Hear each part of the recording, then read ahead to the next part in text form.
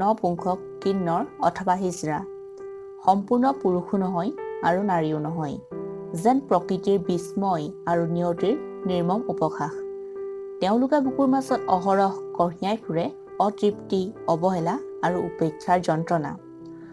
আপুনি যদি অলপ মন কৰে তেতিয়া দেখিব নপুংসক কিন্নৰ বা হিজৰা ৰূপে পৰিচিত তেওঁলোকে নিজকে নাৰীৰ ৰূপত সজাই ৰাখে। নাৰীয়ে ব্যৱহাৰ কৰা পোছাক, লিপষ্টিক, গহনা আদি পিন্ধি ভাল পায়। নিজকে কইনাৰ দৰে সজাই ৰাখিবলৈ ভাল পায় সেইসকল অৰ্ধ নাৰী আৰু অৰ্ধ পুৰুষে। কিন্তু কিয়? নপুংসকলে সমগ্ৰ জীৱন জুৰি মাথো এটাই আশা পুহি ৰাখে, পতি হিচাপে যেন আৰাৱণক পোৱা যায়। আৰাৱণৰ সৈতে বিয়াত বহাৰ হেঁপাহ পুহি ৰখা নপুংসকলৰ বিবাহৰ স্থায়িত্ব কিন্তু মাথো ২৪ ঘণ্টাহে। তাৰ পিছতে তেওঁলোকে বৈধৱৰ সাজ পিন্ধিব লগা হয়।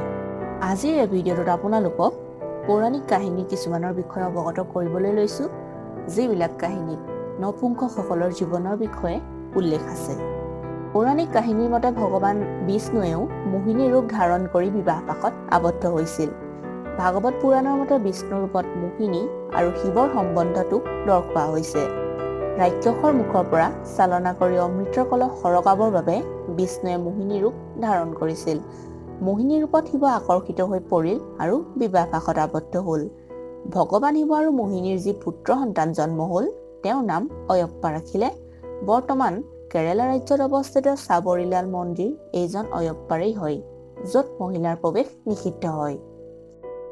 মহাভাৰতৰ তামিল সংস্কৰণত উল্লেখ আছে যে ভগৱান বিষ্ণুৰ অৱতাৰ শ্ৰীকৃষ্ণইও মোহিনী ৰূপ ধাৰণ কৰি আৰাৱণৰ সৈতে বিবাহ পাশত আবদ্ধ হৈছিল। তাৰোপৰি মহাভাৰতৰ কালত এটা মহত্বপূৰ্ণ চৰিত্ৰ হৈছে শিখণ্ডী, যি কিন্নৰ বা হিজৰা আছিল। শিখণ্ডীৰ জন্ম হওঁতে এগৰাকী ছোৱালীৰ ৰূপতেই হৈছিল, কিন্তু দৈব্যবাণী অনুসৰি মহাৰাজ দ্ৰুপদে তাইৰ লালন পালন পুৰুষ হিচাপেই কৰিছিল আৰু এই শিখণ্ডীয়েই আগলৈ গৈ মহাভাৰতৰ যুদ্ধত ভীষ্ম পিতামহৰ মৃত্যুৰ কাৰণ হ'লগৈ। শিখণ্ডীক সন্মুখত ৰাখি অৰ্জুনে ভীষ্মক শৰেৰে শৰবিদ্ধ কৰিছিল। তাৰোপৰি মহাভাৰত কালত অৰ্জুনো এবাৰ কিন্নৰ হ'ব লগাত পৰিছিল। যেতিয়া অৰ্জুনে উৰ্বশী অপ্সৰাৰ প্ৰেমক প্ৰত্যাখ্যান কৰিছিল, তেতিয়া উৰ্বশীয়ে অৰ্জুনক কিন্নৰ হৈ থাকিবলৈ অভিশাপ দিলে।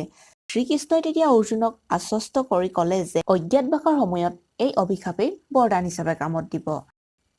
আৰু কৌৰৱে দিয়া হোৱা অজ্ঞাতবাসৰ সময়ত অৰ্জুনে বৃহন্নলা ৰূপত বনবাসত এটা বছৰ পাৰ কৰিল, য'ত তেওঁ মহিলা হৈ বিৰাট ৰজাৰ পুত্ৰী উত্তৰা আৰু তেওঁৰ সখীসকলক নাচ গান শিকাইছিল।